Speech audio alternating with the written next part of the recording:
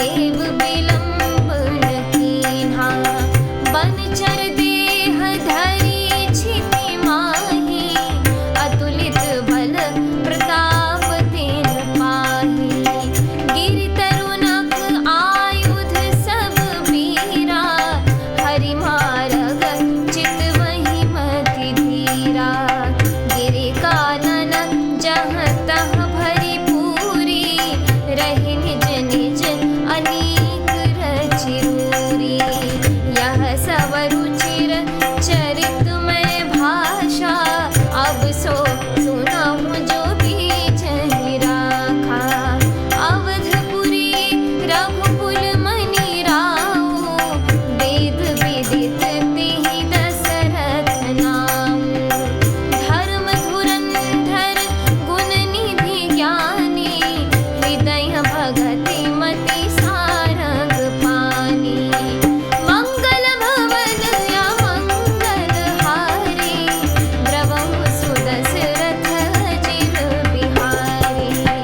कौसल्यादि नारी प्रिया, सब आचरण पुनीत। पति अनुकूल प्रेम दृढ़, हरिपद कमल विनीत। मंगल भवन अमंगल हारी, द्रवहु सुदशरथ अजिर बिहारी। अर्थात, हे मुनि, सिद्ध और देवताओं के स्वामियों, डरो मत। तुम्हारे लिए मैं मनुष्य का रूप धारण करूंगा और उदार यानी पवित्र सूर्यवंश में अंशों सहित मनुष्य का अवतार लूंगा। कश्यप और अदिति ने बड़ा भारी तप किया था, मैं पहले ही उनको वर दे चुका हूँ।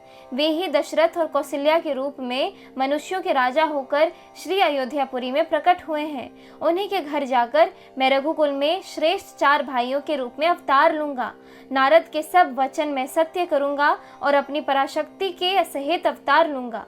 मैं पृथ्वी का सब भार हर लूंगा। हे देव वृंद, तुम निर्भय हो जाओ। आकाश में ब्रह्म यानी भगवान की वाणी को कान से सुनकर देवता तुरंत लौट गए। उनका हृदय शीतल हो गया। देवताओं को यही सिखाकर कि वानरों का शरीर धर धर कर तुम लोग पृथ्वी पर जाकर भगवान के चरणों की सेवा करो, ब्रह्मा जी अपने लोक को चले गए। सब देवता अपने अपने लोक को गए। पृथ्वी सहित सबके मन को शांति मिली। ब्रह्मा जी ने जो कुछ आज्ञा दी उससे देवता बहुत प्रसन्न हुए और उन्होंने वैसा करने में देर नहीं की। पृथ्वी पर उन्होंने वानर देह धारण की। उनमें अपार बल और प्रताप था। सभी शूरवीर थे। पर्वत, वृक्ष और नख ही उनके शस्त्र थे। वे धीर बुद्धि वाले वानर रूप देवता भगवान के आने की राह देखने लगे। वे वानर पर्वतों और जंगलों में जहां तहां अपनी अपनी सुंदर सेना बनाकर भरपूर छा गए। यह सब सुंदर चरित्र मैंने कहा। अब वह चरित्र सुनो जिसे बीच ही में छोड़ दिया था। अवधपुरी में रघुकुल शिरोमणि दशरथ नाम के राजा हुए, जिनका नाम वेदों में विख्यात है।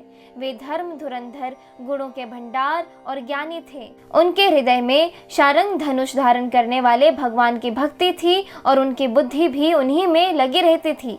उनकी कौशल्या आदि प्रिय रानियां सभी पवित्र आचरण वाली थीं। वे बड़ी विनीत और पति के अनुकूल चलने वाली थीं और श्री हरि के चरण कमलों में उनका दृढ़ प्रेम था। इस एपिसोड में इतना ही। आगे की कथा सुनने के लिए कृपया मेरे YouTube चैनल से जुड़े रहें। धन्यवाद।